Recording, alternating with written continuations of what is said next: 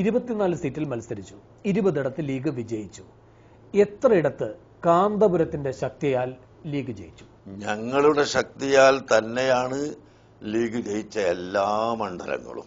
ഞങ്ങളെ ശക്തി ഇല്ലായിരുന്നുവെങ്കിൽ ഒരു പക്ഷേ 1-2 സീറ്റ് അവർക്ക് കിട്ടുമായിരുന്നു. അല്ല, പരസ്യമായി ഞങ്ങൾ അതിനെ എതിർത്തിരുന്നുവെങ്കിൽ 2 അല്ലെങ്കിൽ 3 സീറ്റിൽ കവിഞ്ഞ് അവർക്ക് കിട്ടുമെന്ന് ഒരു പ്രതീക്ഷയുമില്ല. ആകെ 2 സീറ്റിൽ ജയിക്കും, 2-3 സീറ്റിൽ ജയിക്കും എന്ന് പറയുമ്പോൾ UDF അധികാരത്തിൽ പോലും വരില്ലായിരുന്നു. ഉറപ്പ്. ഞാൻ ഈ പറയുന്നത് ലീഗുകാരും കേൾക്കുമല്ലോ. കേൾക്കാൻ വേണ്ടിയല്ലേ നിങ്ങൾ എന്നോട് ചോദിക്കുന്നത്. അവരെ മുന്നിൽ ഇരുത്തിക്കൊണ്ടും ഞാൻ ഈ കാര്യങ്ങൾ പറഞ്ഞ് ബോധ്യപ്പെടുത്തി കൊടുക്കാം. കേരളത്തിലെ ഭരണമാറ്റത്തെ ഇത്തവണ നിശ്ചയിച്ചത് കാന്തപുരമാണ്. ഞങ്ങളുടെ പ്രവൃത്തി കൊണ്ട് തന്നെയാണ് ഇവിടെ ഭരണം മാറ്റം ഉണ്ടായിക്കൊണ്ടിരിക്കുന്നത്. യാതൊരു സംശയവും അതിലില്ല. 2014 ലോക്സഭാ തെരഞ്ഞെടുപ്പ് വരികയാണ്. ഒരു പക്ഷേ കോൺഗ്രസിനെ സംബന്ധിച്ച് ഏറ്റവും വലിയ ബലപരീക്ഷണം നേരിടേണ്ടി വരുന്ന ഘട്ടമാണത്. ലീഗ് അവിടെ ഒരു പ്രധാനിയല്ല. ഏറിയാൽ 1 അല്ലെങ്കിൽ 2 സീറ്റുകളിലാണ് ലീഗ് മത്സരിക്കുക. പ്രധാനമായും ഉമ്മൻചാണ്ടി പ്രതീക്ഷ അർപ്പിച്ചിരിക്കുന്നത് കാന്തപുരത്തിലാണ്. പിണറായിക്ക് പറയേണ്ടി വന്നതുപോലെ ഉമ്മൻചാണ്ടിക്കും പറയേണ്ടി വരുമോ? അദ്ദേഹം അതിനനുസരിച്ച് പ്രവർത്തിച്ചാൽ തീർച്ചയായും ഞങ്ങൾ അങ്ങനെയാണ്. പണ്ട് തന്നെ ഞങ്ങൾ LDF-നോട് വ്യക്തമായി പറഞ്ഞിട്ടുള്ളതാണ്, പാർലമെന്റ് തെരഞ്ഞെടുപ്പിൽ നിങ്ങളുടെ കൂടെ ഞങ്ങൾ നിൽക്കാതിരിക്കാൻ കാരണം നിങ്ങൾ മന്ത്രിസഭയിൽ ചേരുന്നില്ല, മന്ത്രിസഭയെ പിന്തുണക്കുന്നുമില്ല, പിന്തുണച്ചത് പിൻവലിക്കുകയും ചെയ്തു. ഇനി നിങ്ങൾ അവിടെ പോയി ഇരുന്നത് കൊണ്ട് യാതൊരു പ്രയോജനവുമില്ല. 19 MP-മാർ അവിടെ പോയി ഇരുന്നിട്ട് അവരുടെ ശബ്ദം ഞങ്ങൾ ഇന്ന് വരെ 5 കൊല്ലത്തിനിടയിൽ കേട്ടിട്ടില്ല. അങ്ങനെ വരുമ്പോൾ ലോക്സഭാ തെരഞ്ഞെടുപ്പിൽ ഇടതുപക്ഷത്തെ പിന്തുണച്ചിട്ടില്ല കാന്തപുരം വിഭാഗം. ഇല്ല, കഴിഞ്ഞ ഇലക്ഷനിൽ ഒരു അണുമണി പോലും ഞങ്ങൾ പിന്തുണച്ചിട്ടില്ല. എന്നിട്ട് പോലും അതിന്റെ ധ്വനി എന്തെന്ന് പിണറായി വിജയൻ മനസ്സിലാക്കിയില്ല. അദ്ദേഹം മണ്ടനാണോ?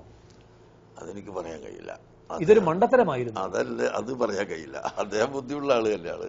പക്ഷെ ഈ വിഷയം അദ്ദേഹത്തെ ഞാൻ ധരിപ്പിച്ചിട്ടും ഉണ്ട്.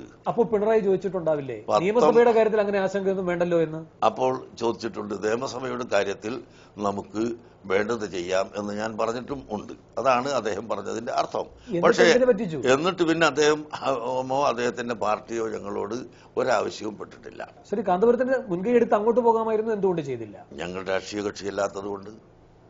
രാഷ്ട്രീയ കക്ഷി അല്ലാത്തതുകൊണ്ട് ഓരോ ഘട്ടത്തിലും രാഷ്ട്രീയ പാർട്ടികൾക്ക് നിങ്ങളുടെ സഹായം വേണമെങ്കിൽ അവർ മുൻകൈ എടുത്ത് വേണം. ശ്രീ കാന്തപുരം, താങ്കൾ സൂചിപ്പിക്കുകയുണ്ടായി ആരാധനാ ആലയങ്ങളുമായി ബന്ധപ്പെട്ട് സംഘടനകൾ ഉണ്ടാവാതിരിക്കാൻ, സമുദായത്തിന്റെ പൊതു നന്മയ്ക്ക്, ഇതിനെല്ലാം വേണ്ടിയാണ് ലീഗുമായി സഹകരിക്കാൻ ഘട്ടം ഘട്ടമായി തീരുമാനിക്കുകയുണ്ടായത് എന്ന് താങ്കൾക്കറിയുന്നതാണ്. ഈ അടുത്ത കാലത്തെങ്ങും ഇത്തരം സംഘടനകളൊന്നുമില്ല. ഈ സംഘടന അതിന്റെ പാരമ്യത്തിൽ നിന്നപ്പോൾ എന്ന് പറയുമ്പോൾ ഒരു യുവജന വിഭാഗം നേതാവായി പിന്നീട് 85-ൽ പിളർന്ന് താങ്കൾ വരുമ്പോൾ നാടിന്റെ പല മേഖലകളിലും അടിവാങ്ങുമ്പോൾ അരിവാൾ സുന്നി എന്ന പേർ നിങ്ങൾക്ക് കിട്ടുന്ന നിലയിൽ CPIM നിങ്ങളെ പിന്തുണച്ചിട്ടുണ്ട്.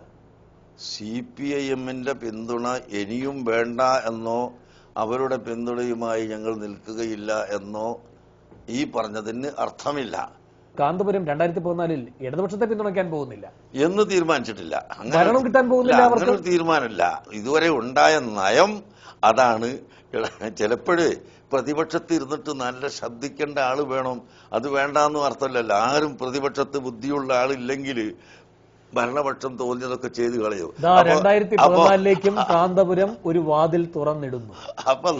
അപ്പൊ നല്ല ബുദ്ധിയുള്ള ആളുകള് പ്രതിപക്ഷത്തിരിക്കേണ്ട ആവശ്യമുണ്ട് എന്ന് തോന്നുമ്പോ അങ്ങനത്തെ ആളുകൾ വരുമ്പോ അവരെ ജയിപ്പിക്കാനും ഞങ്ങൾ നോക്കും. ഇവിടെ 2 കാര്യങ്ങൾ ഞങ്ങൾക്കല്ല. 2014-ലേക്ക് വാതിൽ തുറന്നിടുന്നു. രണ്ടാമതായി ഇടതുപക്ഷവുമായി അകന്നിട്ടില്ല എന്ന സൂചന UDF-ന് നൽകിക്കൊണ്ട് വീണ്ടും വിലപേശാൻ ഒരുങ്ങുന്നു. വിലപേശില്ലല്ലോ, ഞങ്ങൾക്കൊന്നും നേടിയെടുക്കാനില്ല. ഞങ്ങൾക്ക് MLA സ്ഥാനം വേണ്ട, MP സ്ഥാനം വേണ്ട, പഞ്ചായത്ത് സ്ഥാനം വേണ്ട. അപ്പൊ ഈ വിലപേശൽ എന്ന പ്രശ്നം ഇവിടെ ഉത്ഭവിക്കുന്നില്ല.